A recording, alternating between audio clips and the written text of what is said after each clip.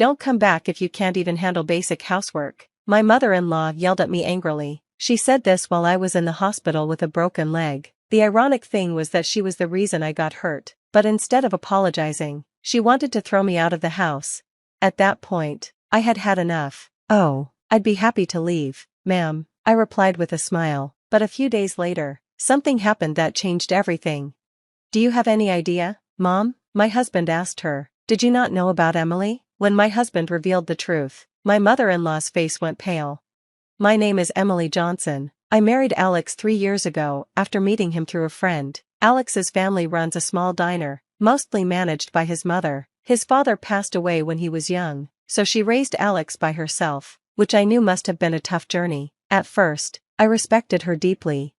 After we married, I kept working, as Alex wanted. He was running the diner alongside his mother, but my mother-in-law didn't like that I wasn't helping around the house. A woman who doesn't even do chores? And working? Women don't earn much anyway. She would complain every day. Soon, her complaining turned into harassment.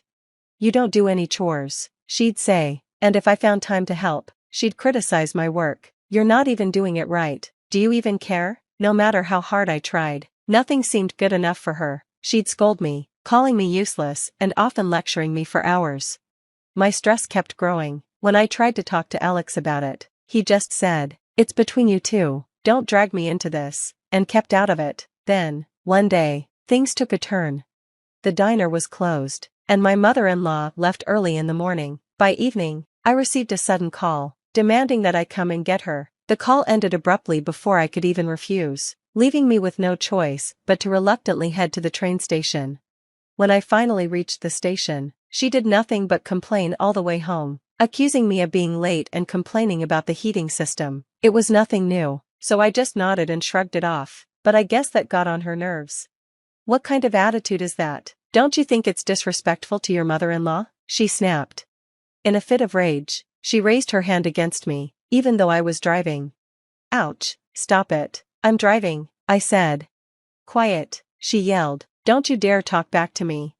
My pleas fell on deaf ears as she was blinded by anger. Not satisfied with slapping me, she tried to kick me hard, but her foot hit the steering wheel. The next thing I knew, I was in a hospital bed. "Where am I?" I asked the nurse, who was changing my drip. "You were brought to the hospital after a car accident," she explained. "You broke your right leg and have cuts and bruises all over your body." "How's my mother-in-law?" I asked, concerned. "She only has a few scratches, no one else was injured," the nurse reassured me. I felt slightly relieved. However, when my mother-in-law came to my room, she immediately started yelling at me. "It's all your fault I got injured. You need to pay me compensation," she screeched the moment she saw me injured. "Where did you get injured?" I asked. She rolled up her sleeve and showed me a small piece of gauze. Meanwhile, I was confined to my bed, unable to move. After all, the accident was her fault. She lost her temper and hit me while I was driving, causing the crash, but there wasn't a single word of apology from her. On top of being good for nothing, you want to be a nuisance to your own mother-in-law? You're nothing but a god of pestilence. I never liked you from the start. Don't you dare come back if you can't even do basic housework. The moment I heard those words, I could feel something snap inside me. "Oh, I'd be delighted to do that, ma'am," I said, before I even knew it. My mother-in-law just stood there with a stunned look on her face. "I won't be returning to your house. I'm going to divorce Alex. Thank you for everything until now," I said as I gave a slight bow. My mother-in-law snapped out of her shock and responded, "Oh, how unusual for you to listen for once. Yes, just as you say, I'm useless and worthless. I don't belong in your house," I said, pretending to be downcast. She left the hospital room saying, "Oh, I see," unable to say anything more. Even after that, my mother-in-law kept coming to my hospital room and complaining. "You'll end up on the streets if you can't come back to our house. It'll be too late to regret it then." "Yes, you're right. It would have been better if you had done this sooner," I replied casually, not looking up from my phone. "You're absolutely right," she kept complaining. "Are you listening?" I ignored her as usual, scrolling on my phone. This happened several times. A week after I was admitted to the hospital, my mother-in-law came to my room to complain again. As usual, I ignored her, but then, suddenly, my husband Alex burst in, pale-faced. "Oh, It's unusual for you to visit. What changed your mind? I asked. What on earth is this? Alex asked, holding up a divorce paper with my details already filled in. I asked my family to mail it. I'm glad it arrived just fine, Alex said, with a slight smile. I calmly told him everything my mother-in-law had said to me. Mom, did you not know? Emily earns way more than I do. Alex turned pale as he asked this in a shaky voice. Yes, I've been working for a large corporation since before we got married. I've worked hard and achieved good results, so I hold a fairly high position now. My salary reflects the toughness of the job and, as you put it, is quite substantial. But she doesn't look like she earns that much, does she? My mother-in-law retorted. She always wears the same clothes. That's because Emily has been spending her money on our diner, Alex explained. The diner my mother-in-law runs was on the brink of bankruptcy when Alex took it over. It was in a tough spot, and his mother had no business acumen. He'd been trying to turn it around, and I had been using my salary to help keep it afloat, offering advice on management. Without my help, the diner would probably go out of business soon. No, it can't be true. There's no way that useless woman could do such a thing, my mother-in-law exclaimed, still flustered and unable to believe what she was hearing. I showed her my phone, which I had been using until just a moment ago. What is this? She asked, staring at the screen. It's the data recording of your diner's performance, and this here is my pay stub. My workplace has digitized our payslips, I explained. My mother-in-law stared at my phone and slowly turned pale. No, that can't be, she stuttered. I should mention that I've already consulted with the police about the accident you caused. What? My mother-in-law's expression was utterly shocked. I could only sigh in exasperation. Since an accident occurred, of course the police will conduct an inquiry, right? So I reported everything exactly as it happened to them, and I've submitted the dash cam footage. Why would you do that? She asked, visibly nervous. From her reaction, it seemed like she was aware that she caused the accident. There's a chance you could be held criminally liable, I said, but if you admit it, you might get off with a lighter sentence. After a while, my mother-in-law started trembling, and then to my surprise, she knelt before me.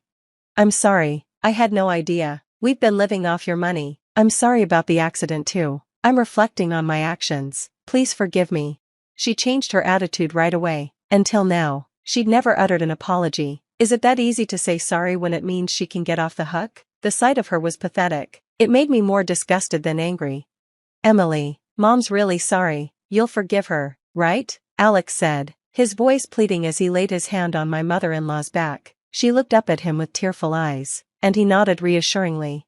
Watching them try to garner sympathy, I couldn't help but speak up. What are you saying? I will never forgive you. Huh? Isn't it obvious? I said, actually, I intended to divorce you even before this mess with your mom. Alex was taken aback by my unexpected response. Even when I was seriously injured and hospitalized, you never visited me. You spent my salary without a shred of gratitude. I've been fed up with you for a while now. What's the point of staying married to you? In fact, you're only bringing me down. That's why I'm divorcing you. I smiled brightly, in stark contrast to Alex and my mother-in-law, whose faces were filled with despair. There was some fuss afterward, with Alex throwing a tantrum, but once I mentioned getting a lawyer involved, he quickly signed the divorce papers. He should have just signed them without making such a fuss. I couldn't be more disappointed in him, but the regret of marrying him cut deep. Once they lost my support, their family diner quickly faced operational issues and shut down in no time, leaving Alex and my mother-in-law in a poor state. My mother-in-law had said she would be left on the streets, but it seems they were the ones in that predicament.